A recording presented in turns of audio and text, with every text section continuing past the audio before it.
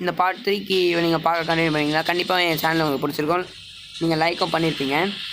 வாங்க இந்த வீடியோக்கு ஒரு லைக்கை பண்ணிடுங்க. இப்போ திருப்பி இந்த டபுள் எடிட்டில் ஆட போகிறோம். இது கொஞ்சம் கஷ்டமாக தான் இருக்கும். இது யார்?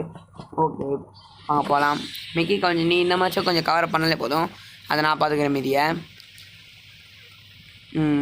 போ ஸ்டார்டிங் ஸ்கோப்புக்கு அதை எடு மூவிங் குத்துட்டாரு. ஓ எடு அடிக்கலையா? சரி வா வா வா வா வா இரு. என்ட்ரியில் எவனை போவானே கண்டிப்பாக. வரல வந்துட்டான். போச்சு. க்ளோவால் போட்டான். இப்போ நான் என்ட்ரியிலே நான் ஏறேன், நீ பேக்கப் பண்ணிட்டு கொடு. வா வா வா வா வா இன்றைக்கி இவனுக்கு ரெஸ்ட் அண்ட் பீஸ்.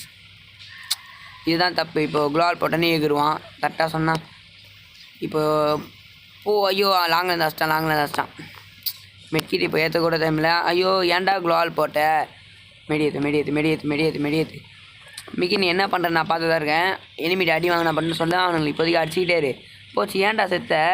டேய் உன்கிட்ட மெடி இல்லைன்னு தெரியுது. இப்போ இரு நான் போய் ஏறேன். போடு யாக்கப்புக்கு ஒரு அடி. போ 2 பேரும் ஒன்றா இருக்கானுங்க. டேய் மிக்கி ஒருத்தனுக்காச்சு இவனை தான் இப்போ யாக்க போடுறதில்ட்டேன். டெசரிக்கில் எடுக்கூடாதுல மறந்துட்டேன். இரு ஃபிஸ்ட்லேயே இவனை போட சொல்கிறேன். அது அளவு இருக்குது. ஃபிஸ்ட் அளவு இருக்குது. ஜோனில் இப்படி லாக் பண்ணால் எப்படி அடிக்குது? போ செத்துட்டான். இது பார்ட் 3யோட கரெக்டான கில்லு தான். அவனுங்க இது வரைக்கும் ஒரு ரவுண்டு அடிச்சிருப்பான்.